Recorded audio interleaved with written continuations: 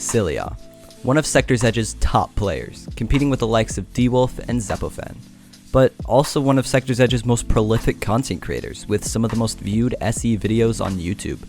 But what inspired him to become a content creator, and what other games did he plow through on his way to Sector's Edge?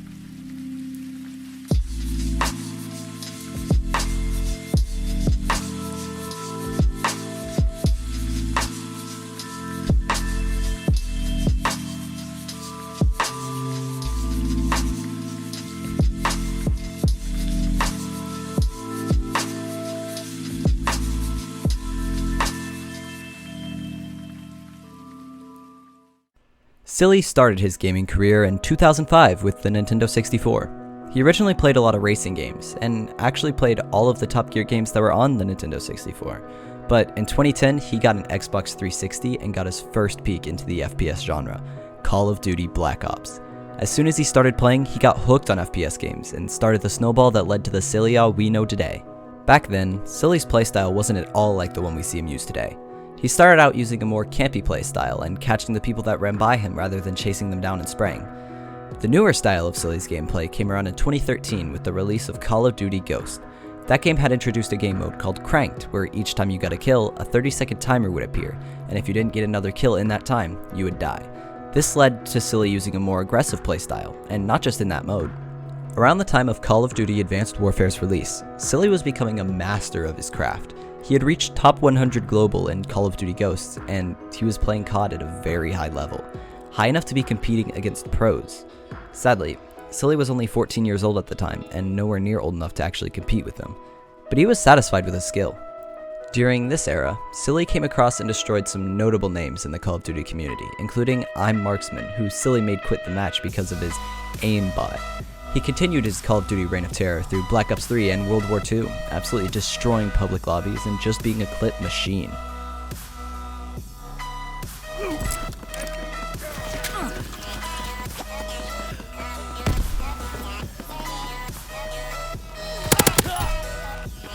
Recon flight concluded.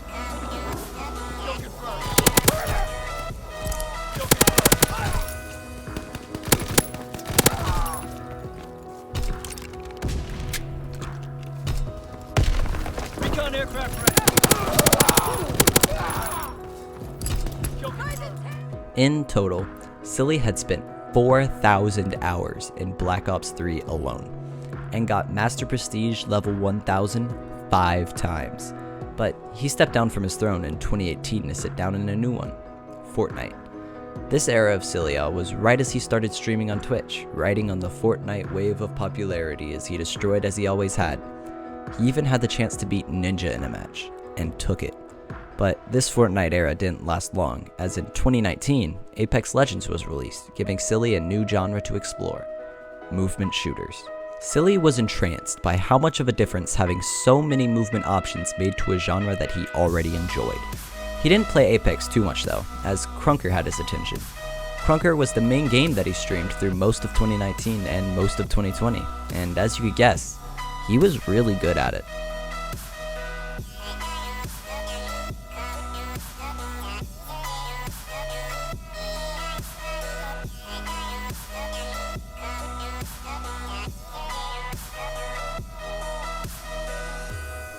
This era of Silly lasted about as long though, as in August of 2020, Silly found Sector's Edge, a voxel-based FPS with a fully destructible environment.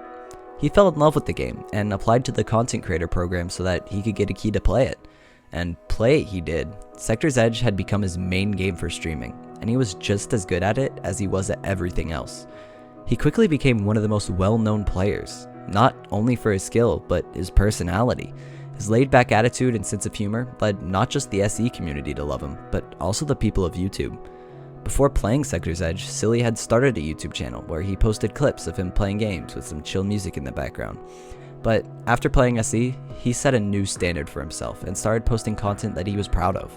A few of his videos from before Sector's Edge's public release even passed 10,000 views, making him the highest viewed Sector's Edge creator at the time. He didn't stop there though, as after the game was released publicly, he was invited to join Sector's Edge's most dominant competitive team, Super Team, to compete in Edge Pro League. Super Team went on to win both EPL Season 1 and 2 before the competitive scene slowed down, and Silly had a huge part in its success. At this point, Silly was going full-on content creator, coming up with interesting video ideas like a weapon tier list and messing with in-game settings to give himself an even harder challenge. But as Sector's Edge hit all-time low player counts, Silly went back to other games. He made some videos about Valorant, a few about browser shooters, some about Halo. He even went back to Call of Duty, but it just wasn't the same. Silly was focusing on other things in life, like school and work. But as Sector's Edge started to grow in numbers again, Silly came back. Sector's Edge's prodigal content creator son had returned, and just recently, he began to make Sector's Edge content once more.